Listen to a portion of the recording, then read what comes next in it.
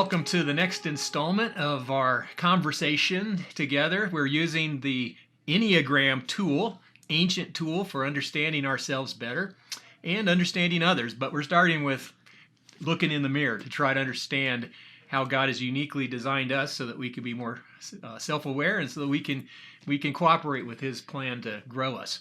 So we are on number 1 this week, many times called the perfectionist, although there are some other names we can call it. Oh, by the way, I've got Emily over here again with me. You're getting used to her, our resident Enneagram expert. And we have another person with us today.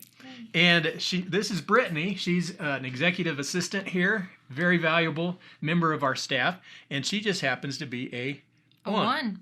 And we were just talking about the name perfectionist. That doesn't really get you too happy to hear you're a perfectionist, does it?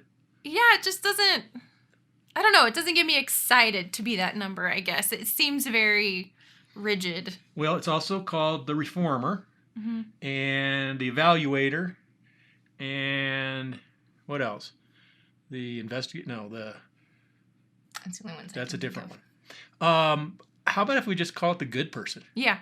I like that a lot. Everybody likes a good person, right? I like we that. We need positive more ones spin. in the world. The world got so bad at one time in Genesis chapter 6 that, and this is going to be our key passage for study in the groups and the discussion. It says in Genesis 6, verse 5, the Lord saw how great the wickedness of the human race had become on the earth, and that every inclination of the thoughts of the human hearts was only evil all the time. That's pretty bad. It just, wickedness was out of control. And in fact, the Lord said, I kind of regret that I made these human beings, and so I'm going to cleanse this world and start over. But it says in verse 8, Noah found favor in the eyes of the Lord. And then he's described in verse 9 as a righteous man, blameless among the people of his time, and he walked faithfully with God.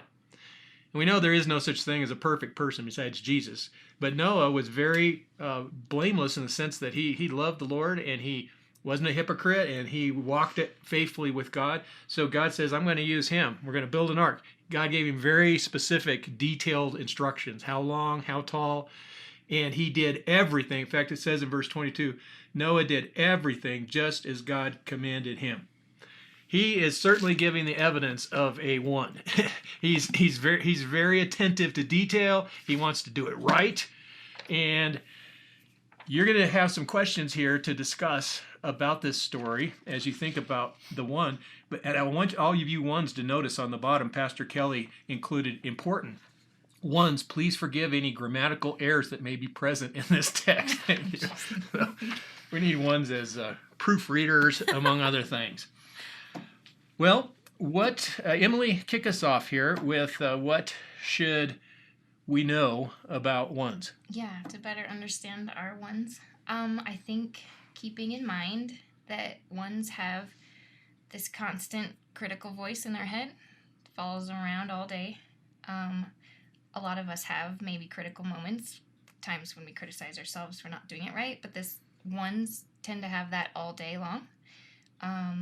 And so if you keep in mind that critical voice within them is always harsher than when they act out and criticize other people, I think that's helpful to keep in mind, that usually that's an overflow of how much louder it is against themselves. I was reading somewhere that somebody named their inner critic, gave it a name, Corella, and would just say, talk to themselves when that inner critic started accusing and talk back. Mm-hmm. Does that make sense? It does. And that really resonates with me. I think the thing, like you said, that's so hard is just it feels like there's always kind of even comparison or not good how enough. Can I do it better? Not good enough. I don't want to make a mistake, or just over analyzing like constantly. Yeah. So I can relate to that for sure. And some of that makes you very efficient and good and capable, but it can also drive you crazy if you don't learn to talk back to it sometimes and tell yourself, okay, it's good enough, right? Yeah. A second one that kind of goes along with that is knowing that sometimes the way that your one is loving you is by helping you do things right, or helping you see when you're off track, or just helping bring order to your life. That is one way that they show love to the people that they deeply love, because ones love deeply. That's cool. So if they come across critical sometimes, it's not because they don't like you. It's because they can see ways that you could be better. They could help you. They want the best for the people that they love. That's true. Yeah. All true. Is that all Yeah. true? Yeah. Well, you tell it us is. if we say something that's not true. For sure. So, I'll let you know. I was reading this book, The Road Back to You, and I'm reading 6 or 8 books right now on this subject, but I really like this one.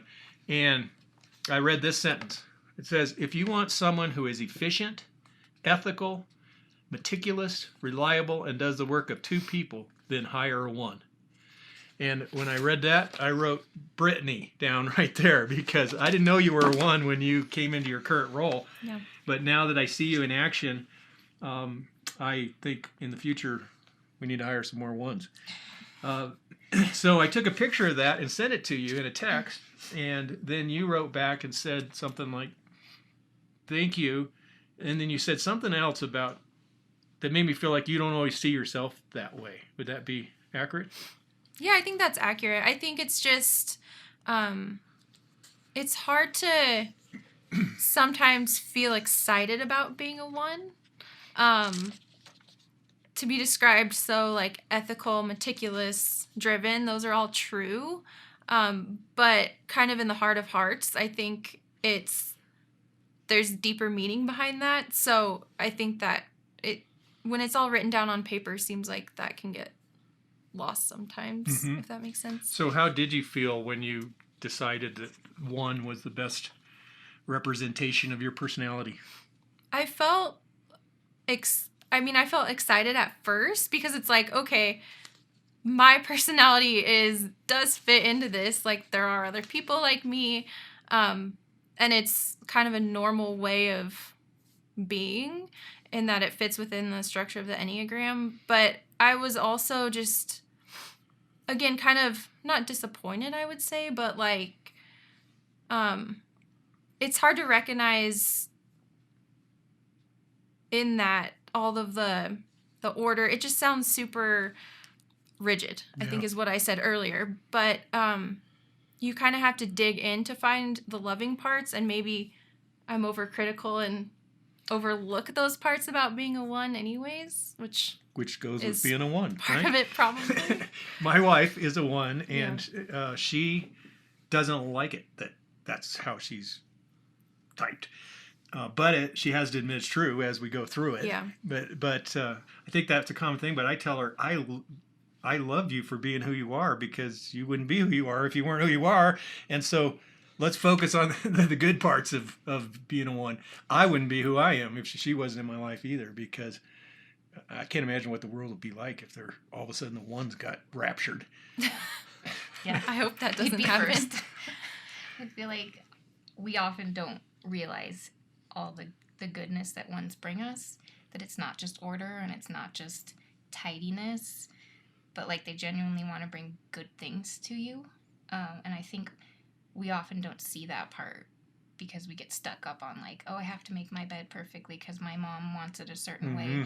But we don't necessarily realize how much other things she is taking care of for us. And that comes from her deep love of like really wanting the best for us.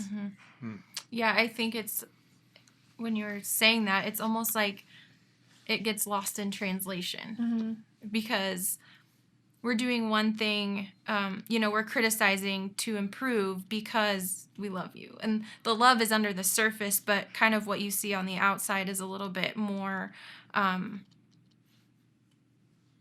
don't know, I guess it's hard to see. It's hard to see from the outside maybe what the underlying intention is behind things. What's really helped me in relating to Celine, one thing is realizing that if it comes across as a little critical or judgmental something, I can immediately think, but she's way harder on herself.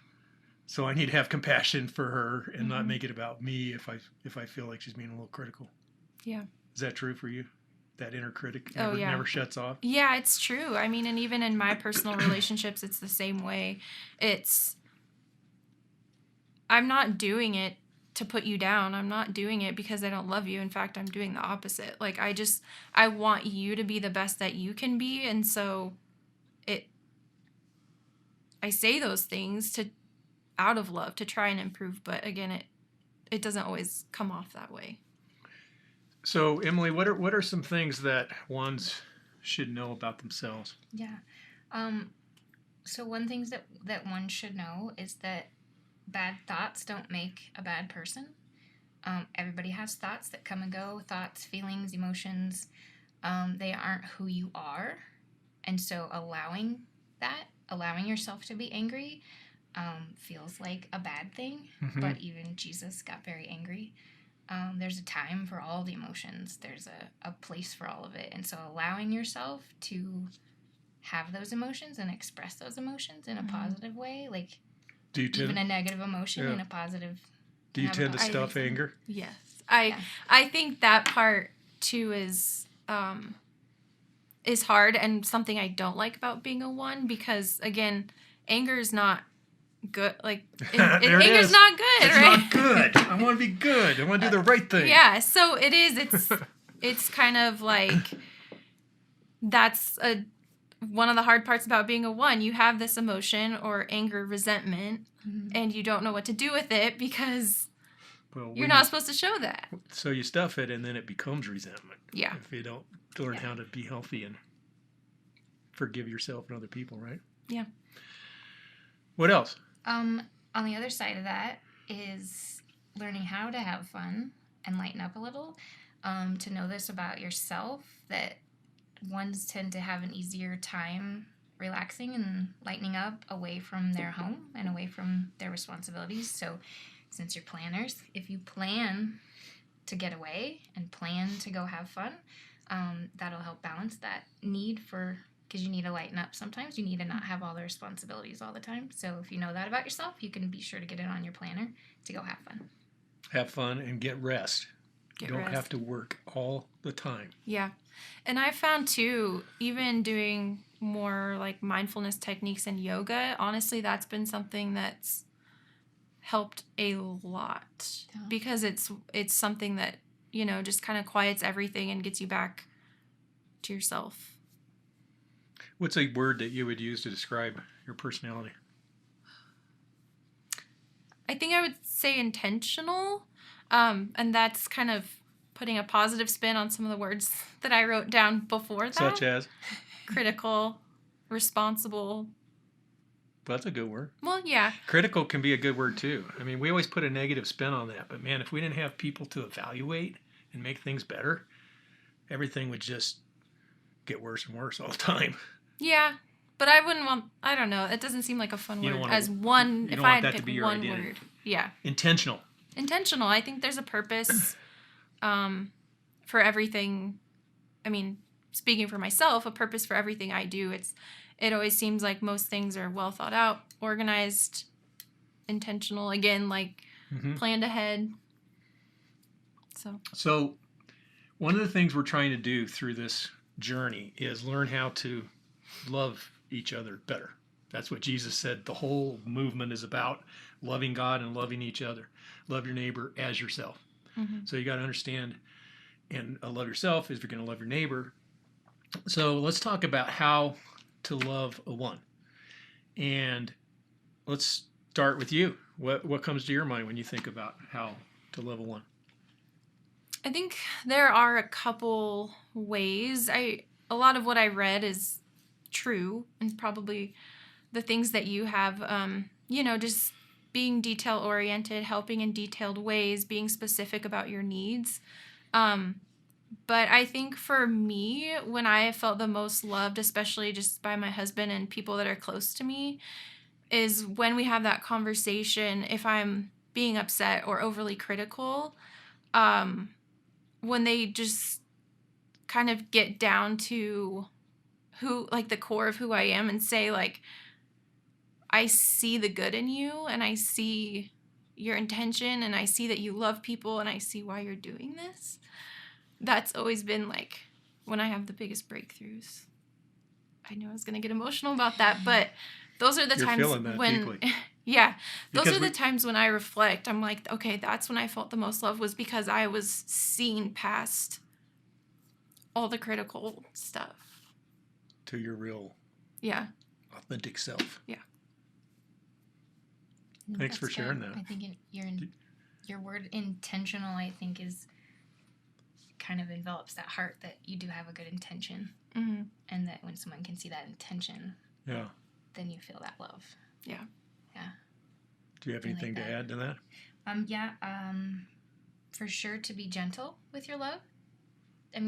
With your How you show, to be gentle with your criticism with criticism, yeah. Mm-hmm. is a way to love a one. Because although they are critical, they do not like to be criticized. Is that true? Yeah. I would say yes, but it's because we've already thought that about ourselves. We've already tried to filter it through and do the best that we could possibly do at the beginning. And so when it's necessary to kind of give feedback, I think being gentle about it and realizing that we've already done our best to try and think through all the scenarios. Yeah, your one's going to be 100% already aware and critical of themselves of the things that they're not doing right. Mm-hmm. Don't But pile at the on. same time, they want to do it right. So they do, I think, want you to tell them, Mm-hmm. but just be gentle. Yeah. And be gentle with your teasing, because it can very easily feel like added criticism when they already are criticizing themselves. Mm. So even if you think it's lighthearted and funny, it might not sound that way to them. Mm-hmm. So that's another way to love your one. You can also love your one by honoring their need for order in the places that you share with them. So if you Pick up your don't care, stuff. if you don't care, but they do, then you just go with it. If they care that the silverware drawer looks a certain way and that matters to them, even if it doesn't matter to you, just a way to honor and respect and love anybody in your life is to care about what they care about. Is your house as organized as your office? Yeah. And it clean? is. Yeah. Does your husband help out keep it that way? He does. Yes. Does that make you feel love when he works together with you to Yeah, of course. clean up and fix things up? Yeah. I need to do more of that. How about this one too? One last one. Do your part. So ones are gonna work until it's done. So just because they're gonna work until it's done doesn't mean they should do it by themselves. So they might not want you to do it any old way. They might want it done a certain way, but they also don't want you to just leave it to them to do on their own. Yeah. Because they're responsible doesn't mean they should have all the responsibility. So do your part. Yeah? Yeah. I like that. Do you have anything else to add to that? No, I You don't agree? think so. Yeah, I totally agree. All right, you're going to have a good discussion, and we're hoping that this will be a fun as well as informative time of learning. God bless you.